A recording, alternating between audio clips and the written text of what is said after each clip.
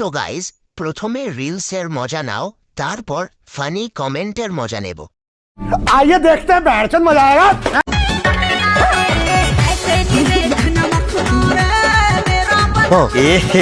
रहा नहीं जाता, तड़प ही ऐसी है ना। तो चलिए शुरू करते हैं। দারুণ হয়েছে মামুনি, কারো কথায় কান না দিয়ে সোজা এগিয়ে যাও সোনাগাছির দিকে। ছোট গাছে আম ধরেছে, মনে হয় কলমের চারা। মামুনি, এই দুটো জিনিসে অনেকজনের হাত আছে। क्या बात कर रहे हैं? এই পড়ে গেল মামুনির আম পাকা।